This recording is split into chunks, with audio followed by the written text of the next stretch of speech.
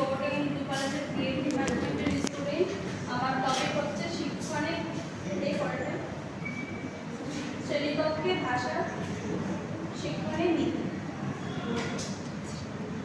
শিক্ষণের গুরুত্বপূর্ণ মাধ্যম হচ্ছে ভাষা, অর্থাৎ শিক্ষক এবং শিক্ষার্থী ভাষার মাধ্যমেই সংযোগ স্থাপন করে থাকে।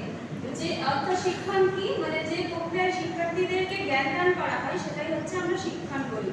শিক্ষক শ্রেণীকক্ষের বাইরে এবং ভিতরে উপযুক্ত ভাষার মধ্য দিয়ে শিক্ষার্থীর সঙ্গে মিথস্ক্রিয়া করে, অর্থাৎ শ্রেণীকক্ষের ভিতরে এবং শিক্ষক পারস্পরিক ভাব বিনিময় করে এবং তথ্য সংগ্রহ করে, তথ্য প্রদান করে থাকে, আলোচনা ও ব্যাখ্যা করে এবং প্রশ্ন করেন, শিক্ষার্থীরা তার উত্তর দেন। এভাবেই তারা ভাষার প্রয়োগ করে থাকে শ্রেণীকক্ষে। আবার শিক্ষার্থীরা স্বতঃস্ফূর্তভাবে শিক্ষককে নানা তথ্য প্রদান করেন। এইভাবে শিক্ষক এবং উভয়ের মধ্যে যোগাযোগ যত বেশি আকর্ষণীয় এবং সজীব হবে, শিক্ষণ প্রক্রিয়াকে তত বেশি উদ্দীপিত করা সম্ভব হবে।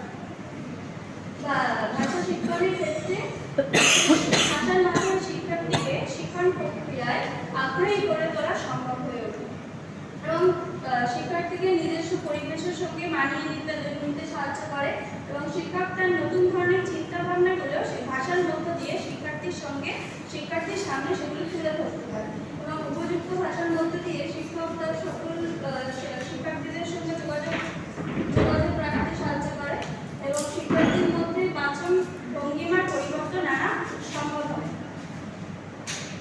আচ্ছা, বিষয়বস্তু ভাষা শিক্ষণের নীতি।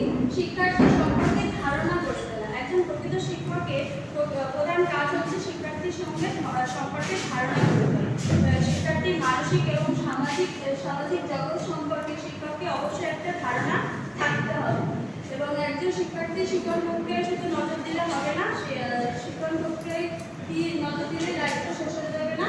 তাদের সম্পর্কে বাড়তি কিছু ধারণা পেলে শিক্ষণ প্রক্রিয়াকে আরো বেশি গতিশীল হবে। শিক্ষার্থীকে পঠন পাঠনে যুক্ত করা। ভাষা শিক্ষণের একটি গুরুত্বপূর্ণ নীতি হচ্ছে শিক্ষার্থীদেরকে পঠন পাঠনে নিযুক্ত করতে হবে এবং একজন শিক্ষক সবসময় নজর দেবেন পাঠদানকালে শিক্ষার্থীরা সেই বিষয়ে যেন নিজের মতামতগুলো ব্যক্ত করতে পারে। শ্রেণীকক্ষের ক্লাসের সময় যদি 40 মিনিট হয়, তাহলে সেই শ্রেণীকক্ষের শিক্ষার্থীদের 20 মিনিট সময় তাদেরকে দেওয়া হবে নিজের বিষয়বস্তুগুলো বলার জন্য। এইভাবেই ভাষা শিক্ষণকে আরো বেশি মজবুত করা যায়। অনুশীলনের সুযোগ দেওয়া। ভাষা শিক্ষণের একটি গুরুত্বপূর্ণ দিক হচ্ছে অনুশীলনের সুযোগ দেওয়া। শিক্ষক শ্রেণীকক্ষের মাধ্যমে শ্রেণীকক্ষের মধ্যে ভাষা শিক্ষণের জন্য বিভিন্ন অনুশীলনমূলক কাজকর্মগুলো তাদেরকে দেবে এবং এর মধ্যে দিয়ে কি হবে, তাদের ভাষার যে দক্ষতা, ভাষা শিক্ষণের যে দক্ষতা, সেগুলো তাদেরকে বৃদ্ধি করে এবং এর মধ্যে দিয়ে শিক্ষক এবং শিক্ষার্থী লেখার অভ্যাস বাড়ার দিকেও লক্ষ্য রাখবে। শিক্ষার্থীদের শ্রবণ, কথন ও পঠন ও লিখনের সাহায্য করে, মানুষের ভাব প্রকাশের মাধ্যমেই হচ্ছে ভাষা এবং শিক্ষার্থীর স্বাভাবিকভাবে শিক্ষার্থীর নিকট ভাষাগত দক্ষতা অর্জনের একটি গুরুত্বপূর্ণ উদ্দেশ্য এবং শিক্ষার্থীর ভাষাগত দক্ষতার 4টি দিক হচ্ছে যেমন শ্রবণ, কথন, পঠন ও লিখন। এর মাধ্যমে ভাষাকে আরো দক্ষতা অর্জন করা যেতে পারে। শিক্ষাগত তাৎপর্য। ভাষা শিক্ষার্থীর মধ্যে দক্ষতা বৃদ্ধি করে এবং শিক্ষার্থীর বিভিন্ন ভাষার মধ্যে দিয়ে চিন্তা ভাবনার প্রকাশ পাবে। উপসংহার শিক্ষণের ভাষা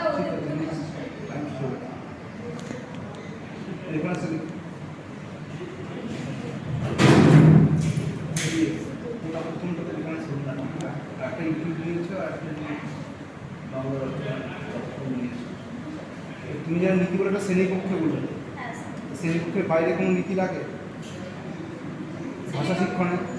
ভাষা তো প্রথম আমরা শ্রেণীকক্ষে শিখেছি তা না, ভাষা প্রথম কোথায় শিখেছি? তাহলে সেখানে কি নীতি আছে? কোনো নীতি আছে? যা যা নীতি আমরা করলাম, কোন নীতি?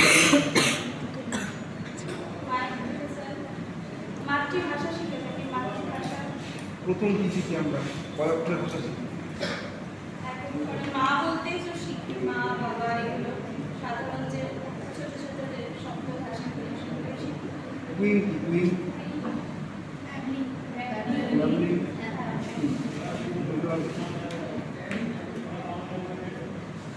আছে, তোমাকে কোনো প্রশ্ন কেউ প্রশ্ন করবে? ঠিক আছে, ঠিক আছে।